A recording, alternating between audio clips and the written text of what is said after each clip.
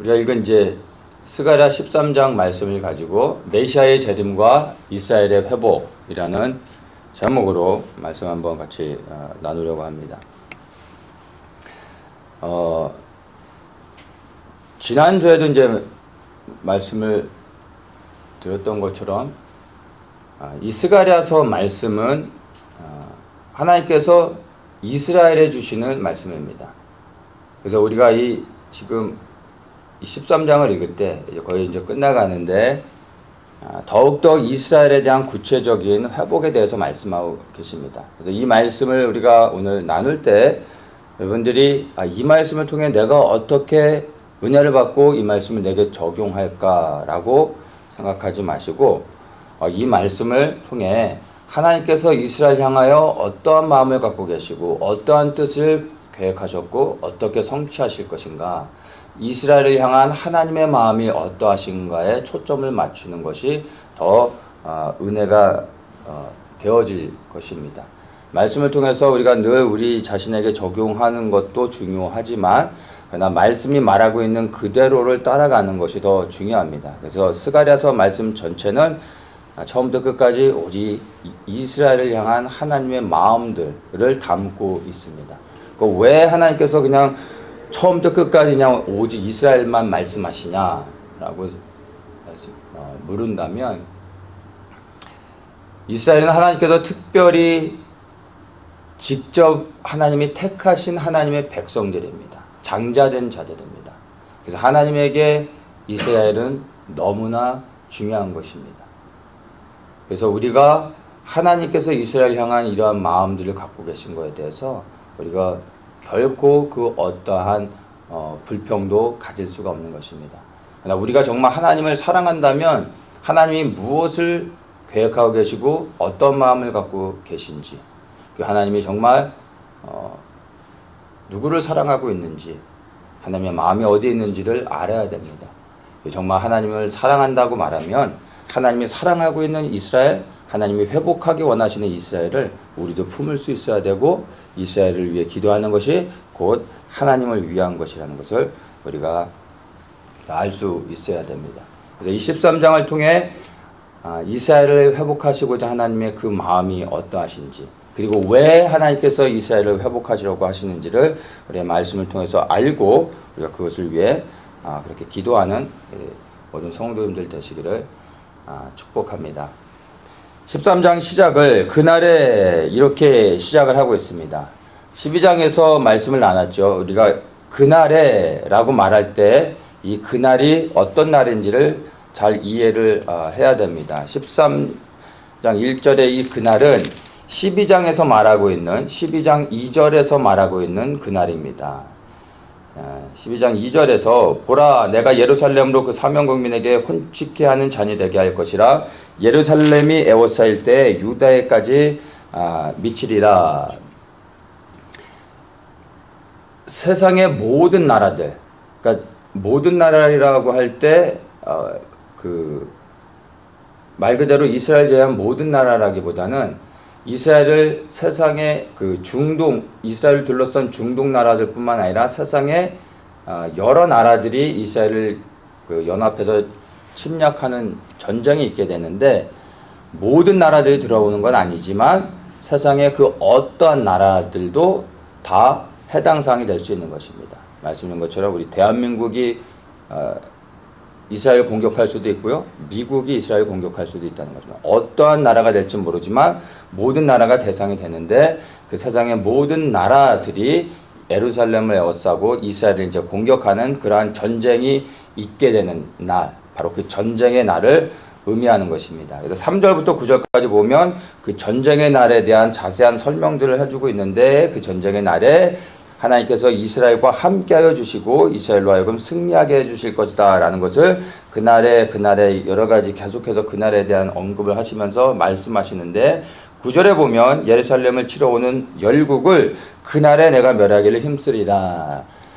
이제 세상의 모든 열방의 나라들이 이스라엘을 공격할 때 바로 그 날, 전쟁의 날에 여호와 하나님께서 그들을 지켜주시고 보호하여 주신다라고 말하고 있는 것입니다. 이게 바로 그날이고, 자, 그러면서 11절에서는 또 다시 그날이 나오는데 이 11절에서 말하는 그날은 12장에서 그 앞에서 말하고 있었던 그날들과 다른 똑같은 날인데 시간적으로는 똑같은 날인데 그 의미가 다르다고 말씀을 드렸습니다. 전쟁의 날인데 그 전쟁의 날에 11절에는 그 전쟁이 끝나고 이스라엘이 회복되어지고 그들이 회개하며 하나님께 돌아오게 되는 것을 의미하는 날인 것입니다. 그래서 그날에 예루살렘에 큰 애통이 있으리니 하면서 이 하나님을 떠나 음행을 저지르고 우상을 섬기며 하나님 앞에 죄를 지었었던 이스라엘이 그 죄를 돌이켜 회개하고 하나님께 돌아와 회복되어지는 그것을 의미하는 것입니다. 그래서 지금 13장 1절에서의 그날은 12장에서 말하고 있는 전쟁의 날이 아니라 그 전쟁의 날이 지나 전쟁이 끝나고 하나님께서 이스라엘을 회복하실 때 연결되어지는 겁니다. 12장 11절부터 14절의 말씀이 13장 1절의 그날로서 연결되어져서 이해를 하면은 되는 것입니다. 그래서 13장 1절의 그날이라고 할 때 그날은 이스라엘을 치러오는 전쟁이 끝나고 난 후에 이들이 하나님이 자신들을 지켜주시고 그리고 승리케 하셨음을 그들이 깨닫게 되고 그들의 여호와 하나님께 돌아와 회개하며 하나님과의 관계가 회복되어지는 그 날에 죄와 더러움을 씻는 셈이 다윗의 족속과 예루살렘 거민을 위하여 열리리라 이렇게 말하는 것입니다. 하나님께서 이제 그날에 이스라엘 백성들을 회복하실 때 죄와 더러움을 씻는 셈이 터진다라고 말하고 있습니다. 이제 이 셈이 터진다라고 하는 것, 이제 물로 씻어 정결케 하는 것을 의미하는데 이것은 두 가지의 의미가 있습니다. 영적인 의미도 있고 그리고 실제적인 문자적 그대로의 실제적인 의미도 가지고 있습니다. 이것을 에스겔 36장에 보면 이 죄와 더러움을 씻는 셈에 대한 구체적인 언급들을 연결해서 이제 우리에게 말해줍니다. 에스겔 36장 22절부터 한번 보겠습니다. 22절에 보면은 이런 말씀을 먼저 하십니다. 이스라엘 족속아 내가 이렇게 행함은 너희를 위함이 아니요 너희가 들어간 그 열국에서 더럽힌 나의 거룩한 이름을 위함이라. 이스라엘에 대한 회복을 먼저 약속해 주시고 난 후에 말씀하시는 것입니다. 이스라엘의 회복을 왜 해주냐? 바로 너희를 위한 게 아니라 너희가 들어가서 더럽힌 나의 거룩한 이름을 위해서다. 나의 더럽혀진 이름을 회복하기 위해서 너희를 내가 회복할 것이다. 이런 의미죠. 그렇게 말씀하시면서 쭉 보면은 23절에서도 내가 거룩하게 할지라 하시면서 내가 그들의 목전에서 너희로 인하여 나의 거룩함을 나타내리니 열국 사람이 나를 여호와인 줄 알리라 이렇게 말씀하시고 25절에 이렇게 말씀하십니다. 맑은 물로 너희에게 뿌려서 너희로 정결케 하되 곧 너희 모든 더러운 것에서와 모든 우상을 섬김에서 너희를 정결케 할 것이며 또 새 영을 너희 속에 두고 새 마음을 너희에게 주되 너희 육신에서 굳은 마음을 제하고 부드러운 마음을 줄 것이다. 왜 이렇게 하냐? 이렇게 하고 난 후에 내 신을 너희 속에 두어 너희로 내 율례를 행하게 하리니 너희가 내 규례를 지킬지라. 그래서 이 에스겔의 말씀을 보면은 먼저 이 영적인 의미들을 볼 수가 있습니다. 물로 씻어 정결케 하는 이유는 바로 모든 더러운 것, 우상을 섬기는 것, 그리고 그것들로부터 정결케 하고 새 영을 주고 새 마음을 주셔서 굳은 마음을 제하고 부드러운 마음을 주기 위해서 물로 씻어 정결케 하신다라고 이렇게 말하는 것입니다. 그렇게 한 후에 새 영을 내 신을 너희 속에 둔다 이렇게 말하고 있죠. 이것을 I will put my spirit within you. 그래서 내 영을 너희에게 줄 것이다 이렇게 말씀하고 있는 것입니다. 구약의 제사를 보면은 동물의 희생 제사를 드리죠. 그 동물의 희생 제사는 곧 피의 제사고 그 피의 제사는 곧 죄사함을 의미하는 것입니다. 나중에 예수님께서 그것을 성취하시죠. 근데 우리는 흔히 이 피의 제사를 통해서 제사함을 받으면 그것이 정결케 되어지는 것으로 생각을 하는데 그렇지가 않습니다. 그러니까 제사장이 번제단에서 피의 제사를 드릴 때 죄가 사함을 받습니다. 그런데 제사장이 그 다음에 번제가 끝나고 난 후에 성소에 들어갑니다. 그래서 성소에 들어가서 분향을 하고 또 지성소까지 나아갈 수 있어야 되죠. 그러기 위해서는 성소에 들어갈 때 무엇을 하냐면 그 번제단과 그 성막 그 중간에 물두멍이 있습니다. 그래서 반드시 물두멍을 통과할 때 무엇을 하느냐면 더러워진 손을 씻습니다. 번제를 드릴 때 이 살아있는 그 희생 제물에 각을 떼죠. 그러면 이게 우리가 실제로 상상해 보면 생각해 보세요. 이렇게 살아있는 이제 뭐 양이나 소를 잡았을 때 이 온몸에 피가 막 튀겠죠.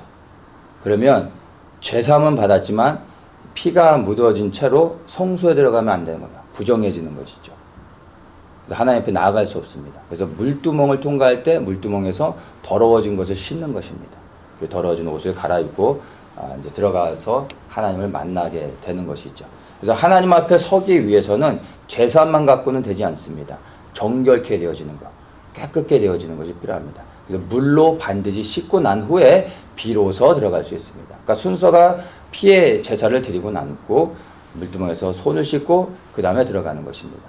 그래서 우리가 죄사함으로 끝나는 게 아니라 죄사함을 받았기 때문에 이제 하나님 앞에 나아갈 수 있는 은혜를 입은 것입니다. 피의 제사를 그 죄사함만 가지고 하나님 앞에 나아갈 수 있는 게 아니라 이제 하나님 앞에 직접 나아갈 수 있는 은혜를 입었지만 우리가 아직 깨끗하진 않은 겁니다. 정결케 되어져야 됩니다. 그러기 위해서는 물로 반드시 씻어야 되는데 피는 곧 예수 그리스도의 희생을 의미하죠. 이 정결케 되어져 물로 씻는 것은 바로 성령의 역사를 의미하는 것입니다. 예수님께서 죽으실 때 물과 피를 다 쏟으셨습니다. 그 말의 의미는 예수 그리스도께서 이제 제사함을 통해서 하나님께 나아갈 수 있는 은혜를 입으셨고 제자들에게 약속한 성령을 받기까지 기다리라 말씀하시고 성령을 보내실 것을 말씀하셨습니다. 오순절에 성령의 역사가 임한 이후에 제자들이 성령의 충만함 안에서 하나님 주님의 말씀에 순종하면서 거룩한 삶을 살아갈 수 있었습니다. 그래서 우리 모든 죄사함을 받아 이제 그 구원을 받은 우리가 하나님 앞에 나아가며 온전한 구원을 이루기 위해서는 성령의 충만함 없이는 불가능합니다. 이 성령이 우리 안에 임하시지 아니하면 예수가 그리스도임을 고백할 수 없고 이 고백을 지킬 수도 없고 말씀에 따라 순종하며 살아갈 수도 없습니다. 이 성령이 우리 안에 임하실 때 우리 안에 있는 더러운 것들을 드러내 주시고 깨닫게 하시고 회개할 수 있는 은혜를 주시는 것입니다. 그래서 성령이 없이는 결코 우리가 구원받을 수 없다는 것을 아셔야 됩니다. 그래서 예수의 피만을 주장해서 우리가 구원받는 것이 아니라 반드시 성령의 충만함을 받아야 되는 것입니다. 그리고 날마다 이 성령이 우리 안에서 임하시고 우리를 통치할 수 있도록 해야 되는 것입니다. 이 성령이 우리 안에 오셔서 우리를 정결케 하는 물로 씻는 것으로 우리가 이해를 하면은 되는 것입니다. 자, 그래서 정결케 하는 그 예수께서의 말씀을 보면 물로 씻어서 정결케 하시죠. 정결케 하고 하는데 28절에 이렇게 말합니다. 내가 너희 열조에게 준 땅 너희가 거야 내 백성이 되고 나는 너희 하나님이 되리라 이 말씀을 하시는 겁니다. 정결케 하시는 이유가 있는 거예요. 정결케 하시는 목적 무엇입니까? 바로 내가 너희의 하나님이 되겠다라는 것입니다. 바로 하나님께서 이스라엘의 여호와 하나님이 되시기 위해서 바로 이들을 정결케 하는 것이라는 것을 우리가 볼 수 있습니다. 이 말씀이 되게 중요한데요. 이따가 다시 한번 나올 때 제가 이것을 한 번 더 언급하도록 하겠습니다. 그래서 물로 씻어 정결케 하시는 목적은 바로 이들로 하여금 다시 하나님의 백성이 되고 또 이들이 여호와 하나님만을 섬길 수 있도록 하는 것입니다. 이것이 곧 더럽혀진 여호와 이름을 회복하고 하나님의 영광을 드러내는 것임을 우리가 알 수가 있는 것입니다. 이렇게 되어지는 것이 이스라엘의 또한 온전한 회복이 되는 것입니다. 이들이 입술을 열어서 여호와 하나님은 우리의 하나님이십니다라고 고백할 때 이스라엘이 온전히 회복되어지는 것이고, 이 회복이 곧 더럽혀진 여호와 이름이 회복되는 것이고, 하나님의 영광이 온 열방 가운데 충만하게 되는 것입니다. 그래서 우리가 이스라엘의 회복을 위해서 기도해야 되는 것이고, 그 이스라엘의 회복이라는 것은 바로 이 모든 하나님의 택한 백성들, 유대인들이 입술을 열어 고백하며 여호와 하나님이 우리의 유일하신 하나님입니다 라고 고백하게 되는 것입니다. 이 회복을 위해 우리가 기도하고 이스라엘의 회복을 위해 나아가야 되는 것입니다. 자, 이것이 영적인 그 물로 씻어 정결케 하는 것에 대한 의미인 것이고요. 또한 이제 물로 씻는 것에 대한 실제적인 의미가 또한 포함됩니다. 영적인 의미와 실제적인 의미가 같이 가게 되는 겁니다. 에스겔 36장에서 이렇게 영적인 의미들을 이제 설명해주고 난 후에 에스겔 37장에 보면은 마른 뼈의 골짜기의 그 환상들을 보게 되죠. 죽은 이스라엘이 다시 회복되어져서 고토로 돌아가게 되는 것을 37장에서 말해주고 있습니다. 그러면서 남유다와 북이스라엘이 나눠졌던 것이 이제 연합되어져서 하나 되는 것을 말씀을 하시고, 그리고 난 후에 에스겔 38장에 고개 전쟁이 있게 됩니다.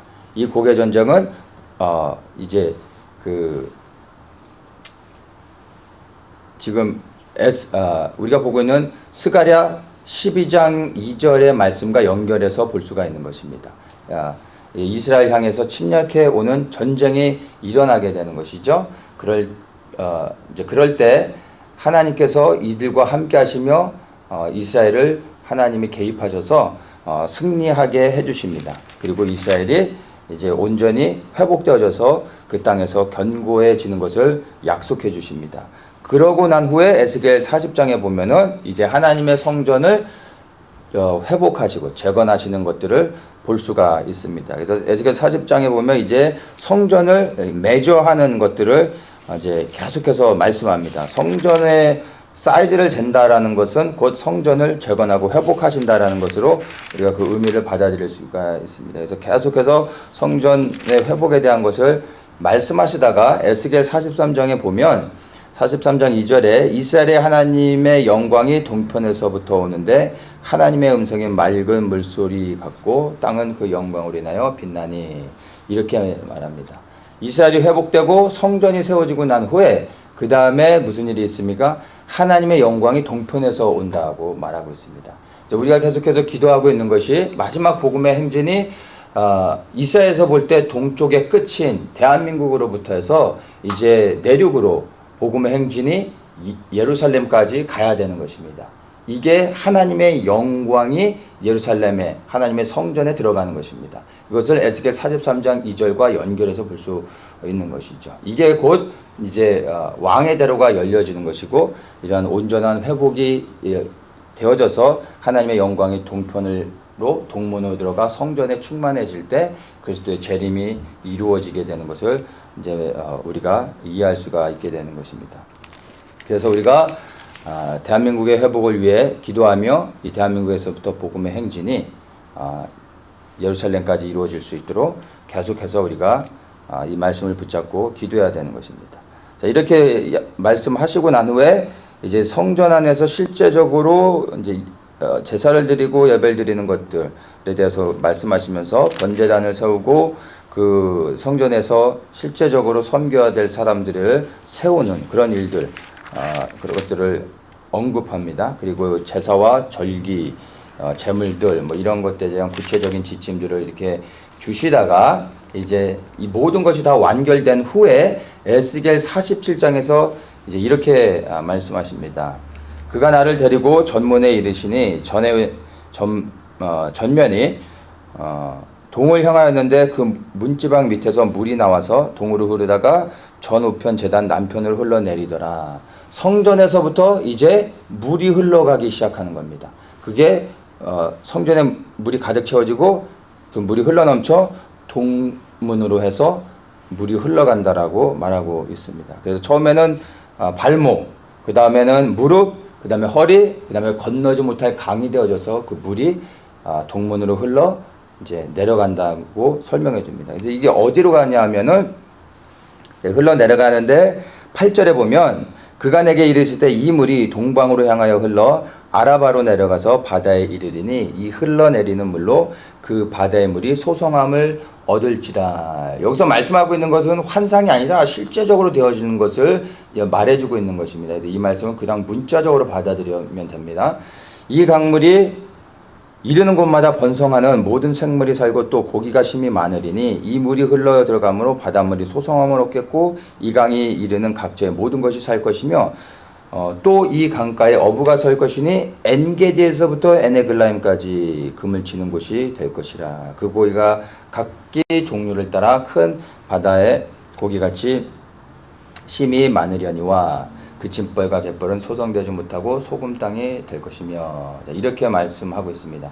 그래서 물이 흘러 들어가서 어디까지 가냐 하면은 그 큰 강을 이루면서 어부들이 이제 고기를 잡으면서 살아갈 수 있을 만큼의 물이 회복된다고 말해요. 그러면서 엔게디에서부터 에네글라임까지 금을 치는 곳이 된다. 그러니까 그 물이 소성되어져서 거기서 이제 고기를 잡는 어부들이 생긴다고 말하고 있습니다. 이 엔게디가 어디냐면 사해 최북단 쪽에 엔게디가 있습니다. 그리고 에네글라임은 사해의 중간쯤에 위치하고 있습니다.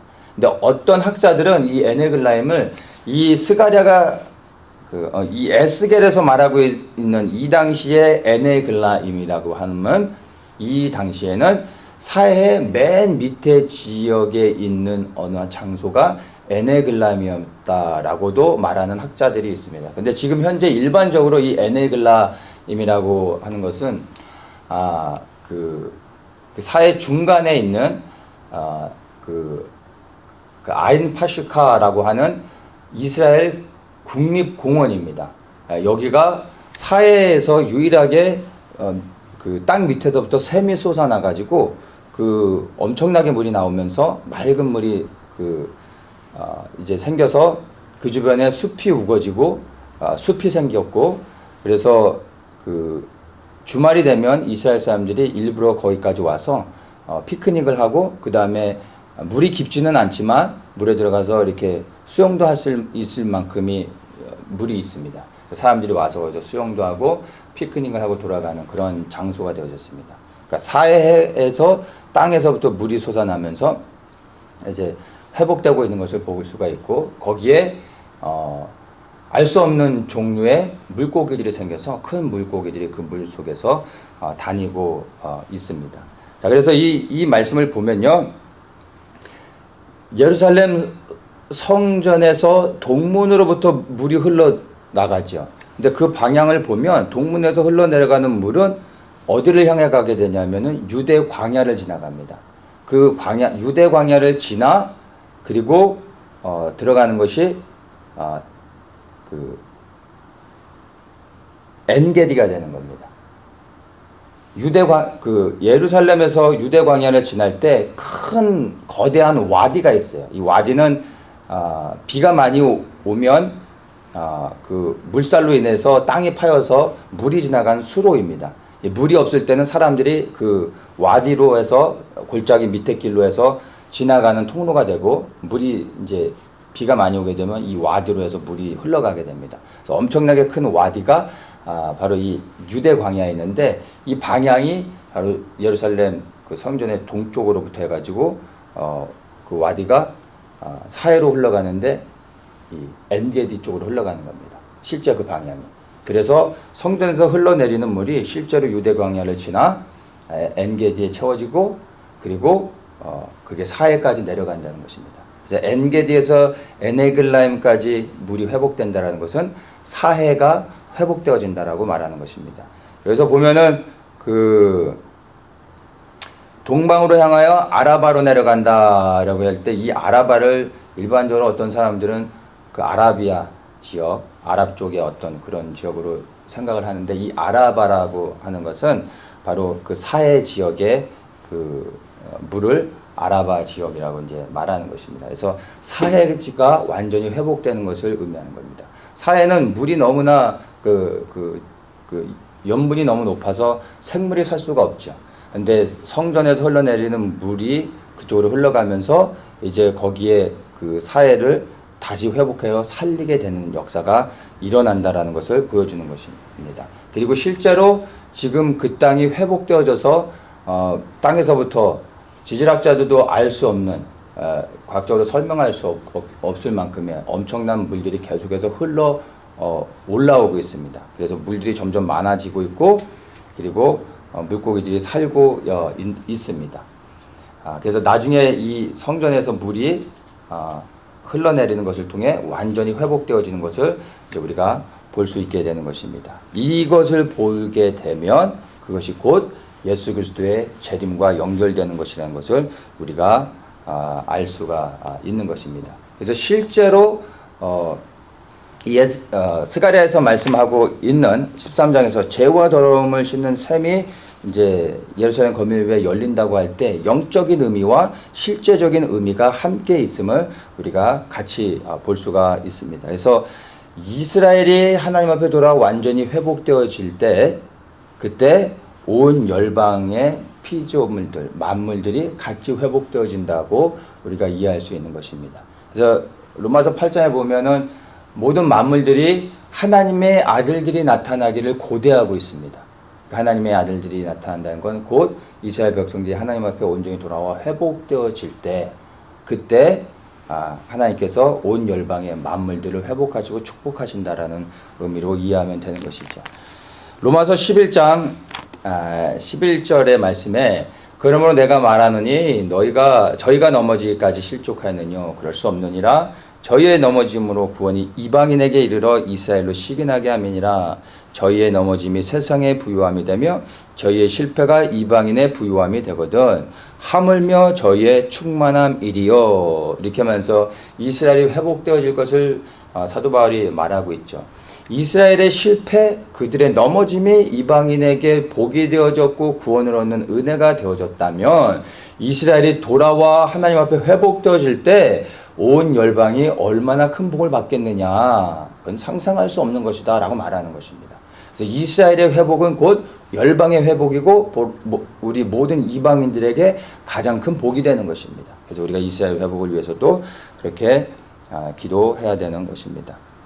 자, 그렇게 해서 실제적인 회복의 역사들이 어떻게 되어질 것을 이제 언급해 주신 다음에 2절에서 만군의 여호와가 말하노라 그날에 내가 우상의 이름을 이 땅에서 끊어서 기억도 되지 못하게 할 것이며 거짓 선지자와 더러운 사기를 이 땅에서 떠나게 할 것이라.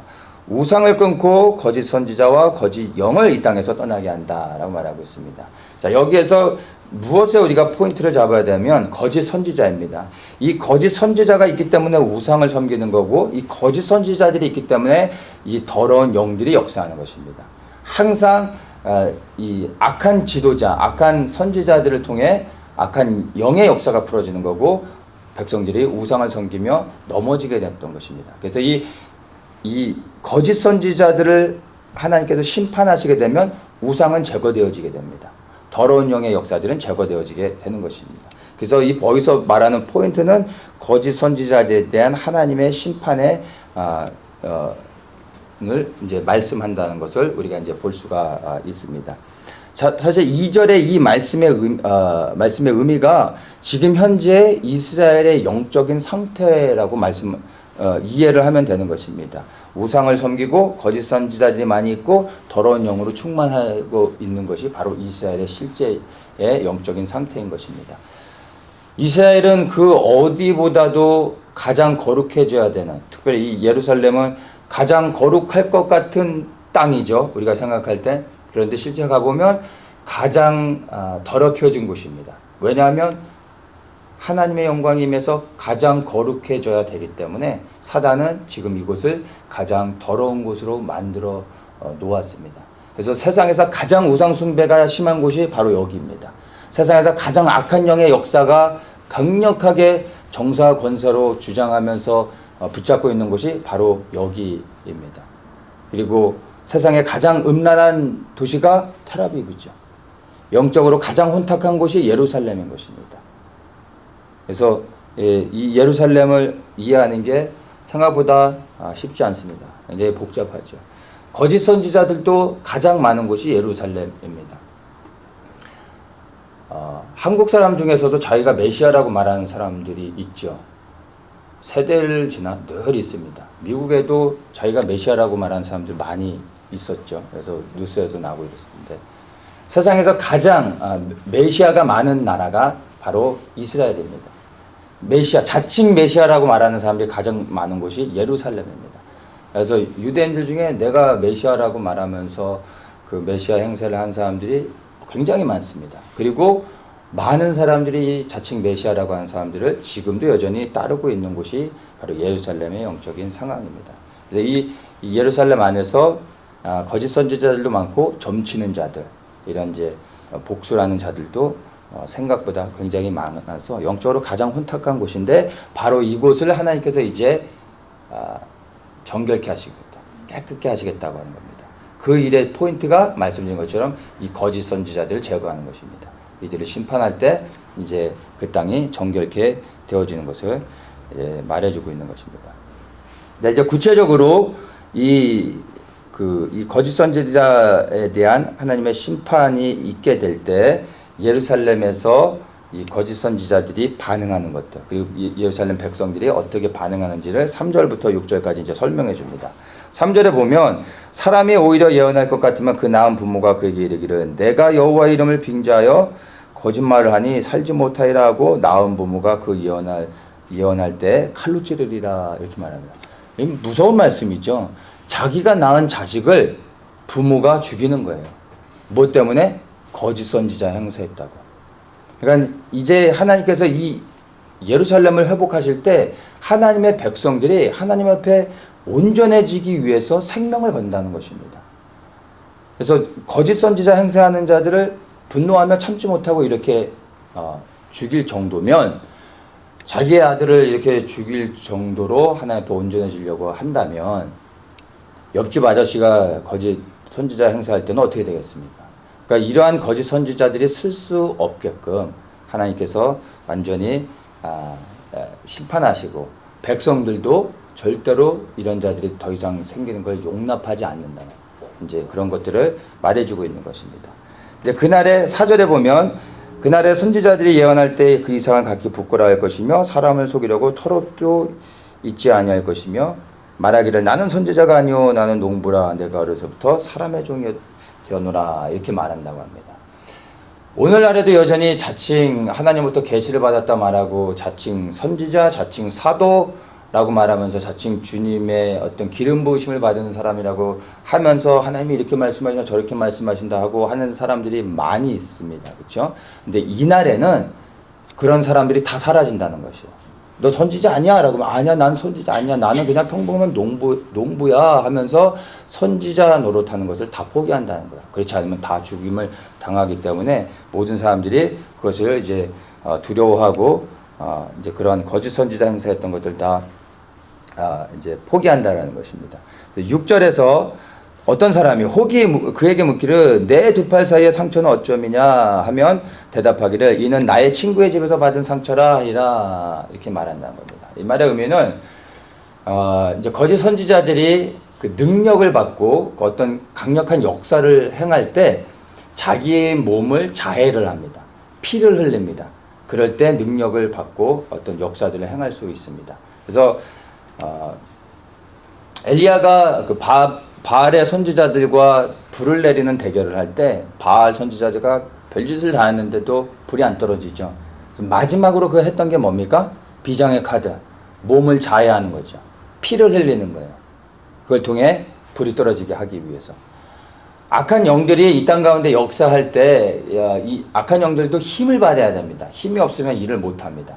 이 악한 영들이 힘을 어떻게 받냐면 두 가지입니다. 첫째는 우상 숭배, 악한 영들을 예배하고 그들에게 우상으로 섬길 때 악한 영들이 힘을 받습니다. 가장 강력한 힘을 받는 것입니다. 그래서 사단의 예배자들이 점점 많아지고 있는 게 바로 이 악한 영의 역사가 점점 강해지고 있는 이유이기도 하죠. 두 번째가 피가 흘려진 곳에 악한 영의 역사가 있게 됩니다. 무고한 피가 뿌려진 곳에 악한 영이 그곳을 합법적으로 그 지역을 장악하고 거기에 악한 영의 역사들을 풀어낼 수가 있습니다. 그래서 의도적으로 피를 흘리기도 하고 그리고 이 사단을 섬기는 자들이 동물 제사를 드립니다. 할 수만 있으면 인신제사도 드리는 게 그들이 하는 일이죠. 왜냐하면 이 피를 흘릴 때 그들이 능력을 받고 악한 영의 역사가 더욱더 강력해지기 때문에 그렇게 하는 것입니다.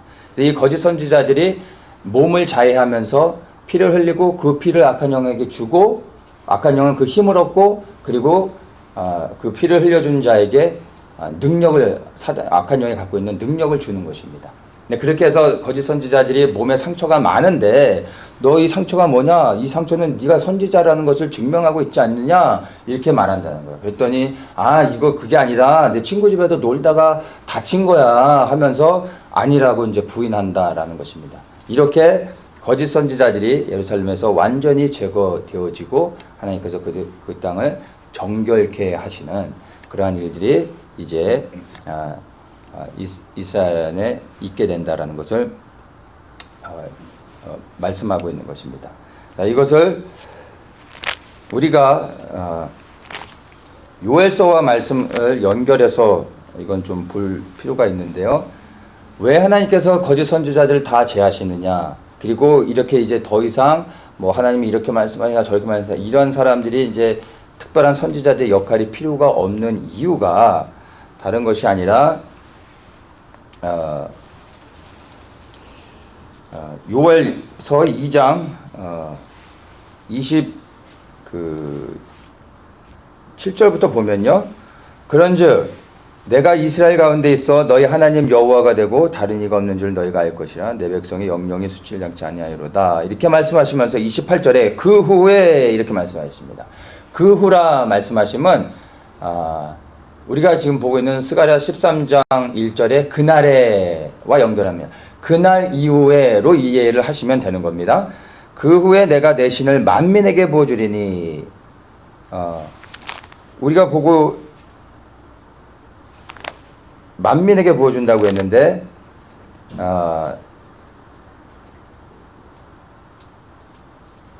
에스겔 36장에서도 얘기하죠. 맑은 물로 뿌려 정결케 한 다음에 27절에 내 신을 너희 속에 두어 성령을 부어주신다고 말씀하고 있죠. 똑같은 맥락에서 보는 겁니다. 요엘서 2장 28절에서도 똑같이 말합니다. 그 후에 내가 내 신을 만민에게 부어주니 성령을 모든 자에게 부어줄 것이다. 부어줄 때 일어나는 일이 너희 자녀들이 장래일을 말할 것이며 너희 늙은이는 꿈을 꾸며 너희 젊은이는 이상을 볼 것이며 그때 내가 또 내 신으로 남녀가 여종에게 부어줄 것이며 이렇게 말씀하고 있습니다. 완전히 이제 이스라엘을 회복해 하신 이후에는 특별한 선지자가 필요가 없습니다. 성령께서 모든 사람이 부어주시면서 어린아이부터 해서 노인의 세대까지 이르기까지 모든 사람들이 성령 안에서 이제 감동을 받아 하나님의 말씀을 선포하고 하나님의 뜻을 말하게 된다라는 것입니다. 그래서 이런 선지자, 거짓 선지자들이 더 이상 쓸 곳이 없어지게 된다는 것을 우리에게 이제 이것을 통해서 말해주고 있는 것입니다. 그래서 그렇게 해서 이스라엘을 하나님께서 완전히 회복하시는 것들을 말씀해주고 난 후에 이제 7절부터 9절까지 이스라엘 땅의 남은 백성들을 구원하시는 그 마지막 단계에 대해서 설명을 해주십니다. 7절에 보면 만군의 여호와가 말하노라 카라 깨어서 내 목자 내 짝된 자를 치라. 목자를 치면 양이 흩어지려니와 작은 자들 위에는 내가 내 손을 들이우리라. 여기서 말하는 목자는 예수 그리스도를 의미합니다. 그러니까 스가랴서에서 말했던 목자에 대한 언급들은 이제 사건 목자들에 대해서 주로 언급했었는데 여기서 말하는 7절에서 말하는 목자는 예수 그리스도를 말합니다. 그래서 내 목자 하면 하나님께서 예수님을 목자로 세우시고 이 땅 가운데 하나님의 백성 양을 치도록 보내셨죠.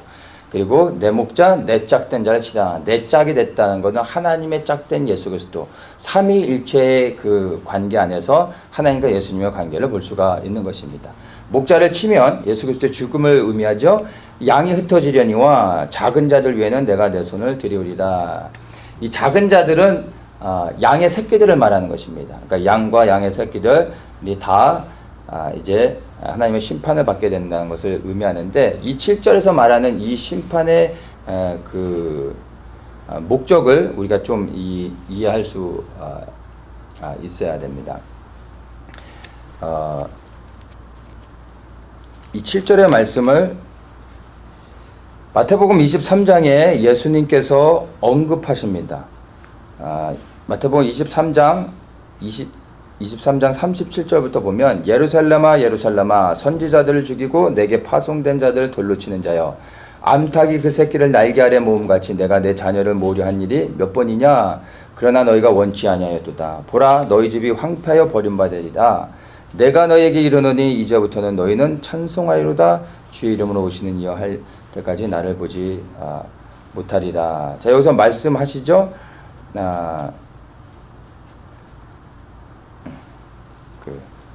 찬송하리로다. 주의 이름으로 오시는 이여. 제가 이 말씀을 잘못 읽었는데 26장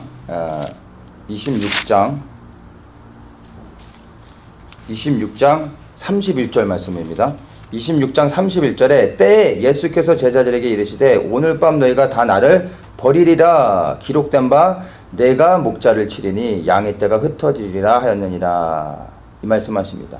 이 말씀이 지금 스가랴 13장 7절의 말씀을 인용해서 하시는 말씀입니다. 그래서 바로 예수 그리스도의 죽음을 이 스가랴 13장의 말씀을 통해서 하고 계십니다. 그래서 이 목자는 예수 그리스도라는 것을 의미하고 있는데, 왜 이스라엘로 하여금 하나님께서 목자를 치게 하시고 그리고 또 그 양들을 하나님께서 심판하시는지를 8절과 9절을 통해서 설명해 주고 있습니다. 그 이유에 대해서 8절에 보면 여호와가 말하노라. 이 온 땅에서 3분의 2는 멸절하고 3분의 1은 거기 남으리니 내가 그 3분의 1을 불 가운데 던져 은같이 연단하며 금같이 시험할 것이라.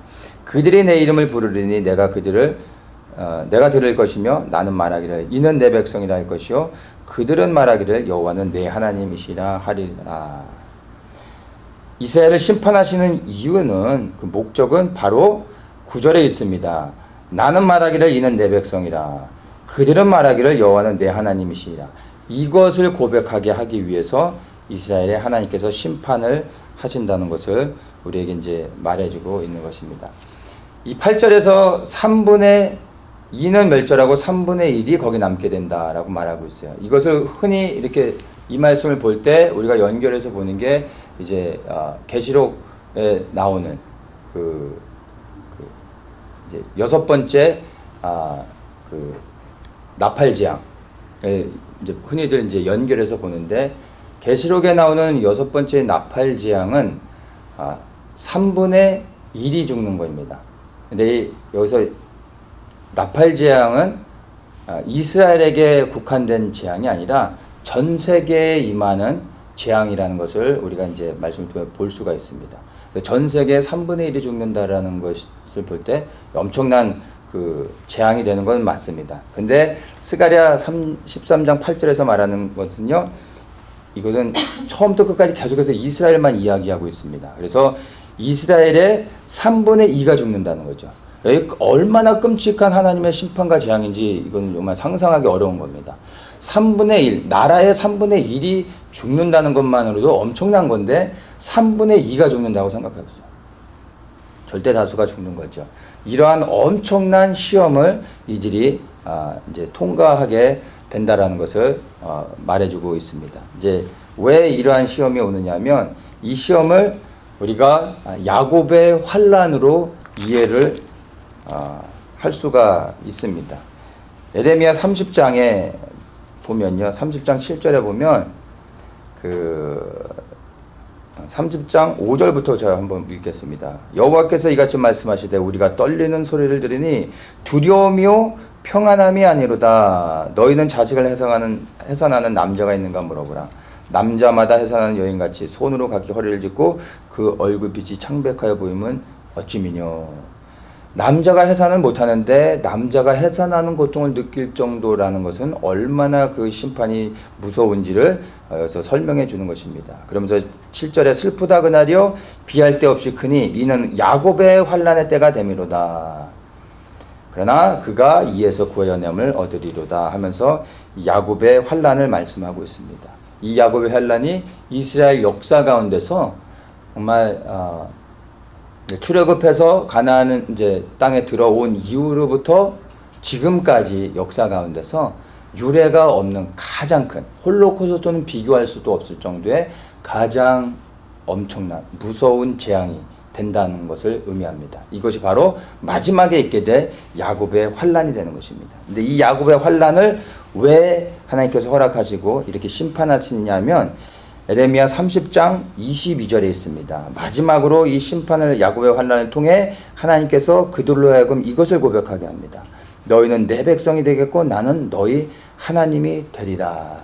이것을 고백하게 하기 위해서 하나님께서 이 일들을 하시게 도록 한다는 것입니다. 자, 그래서 이것과 연결해서 우리가 이제 보는 것이 다른 것이 아니라 아까 제가 이제 좀 전에 읽어드렸던 마태복음 23장에서 예수님께서 이스라엘의 예루살렘에 있게 될 심판에 대해서 말씀하시면서 그러면서 이제 되어질 일들을 마지막 때 되어질 일들을 말씀해 주시는 것입니다. 그래서 이 39절에 내가 너에게 이르느니 이제부터는 너희는 찬송하리로다 주의 이름으로 오시느냐 할 때까지 나를 보지 못하리라. 이거죠. 이들이 유대인들이 이렇게 고백할 때 메시아께서 오셔서 그들을 구원해 주신다는 겁니다. 그래서 이 예수님이 하신 이 말씀 찬송하리라 주의 이름 오시느냐 할 때까지 나를 보지 못한다. 이것은 이스라엘 백성들이 막 예배 때 기뻐서 즐거워하면서 찬양하고 막 이렇게 외칠 때 메시아가 오신다는 게 아니라 이 상황이 어떤지를 이제 에스겔이나 스가랴 말씀이나 또 우리가 이 예레미야 말씀을 통해서도 이제 이해하는 게 뭐냐면 바로 엄청난 환란 가운데 전 세계에서 이스라엘을 공격해 올 때 그 조그만 한 나라가 전 세계 모든 나라를 대적해서 싸워서 이길 수 있겠습니다. 3분의 2가 죽는 거예요. 그러니까 이들이 절체절명의 위기 가운데 놓여서 멸망 직전에 절규하면서 그들의 여호와 하나님을 찾는 거예요. 비로소 하나님을 찾고 이들이 메시아의 도움을 요청하는 겁니다. 그게 이 즐겁게 예배하면서 찬양하면서 부르는 게 아니라 전쟁의 상황 가운데 이들이 죽음 직전에 몰렸을 때 하나님을 절규하며 찾을 때 그때 메시아께서 그 소리를 들으시고 오셔서 그들을 구원해 주신다라는 것으로 이제 우리가 이 말씀을 이해할 수가 있는 것입니다. 그런 날이 오게 될 거고 이스라엘 백성들은 목이 고든 백성들이기 때문에 이러한 방법으로 하나님이 심판하시지 않으면 민족적으로 회개하며 하나님 앞에 돌아오지 않습니다.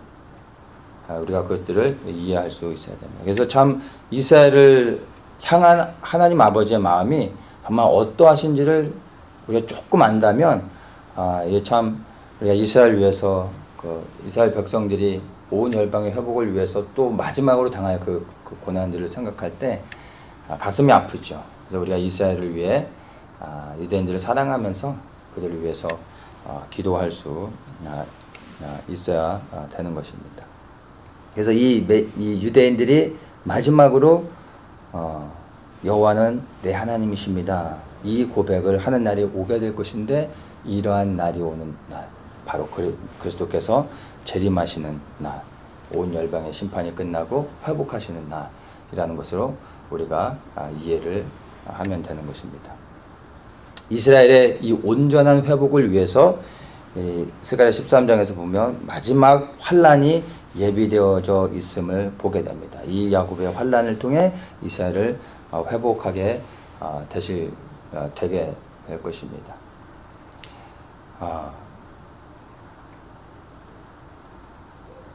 왜 하나님께서 이들을 이렇게 하고 계신지를 9절에서 보고 있습니다.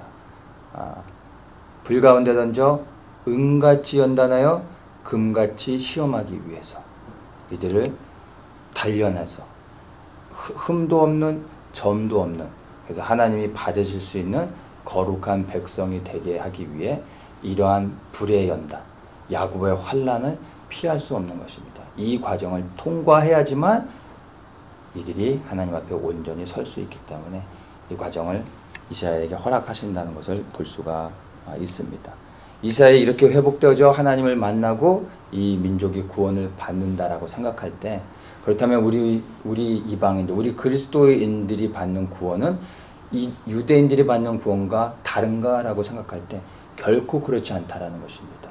우리는 이 야곱의 환난을 지나는 자들은 아니지만 이 땅 가운데서 그러한 환난을 통하여, 고난을 통하여, 연단되는 그러한 과정을 통하여 우리 또한 하나님 앞에 설 수 있도록 정결하게 준비되지 않으면 구원을 받을 수 없다라는 것을 우리도 이 말씀을 받을 수 있어야 됩니다.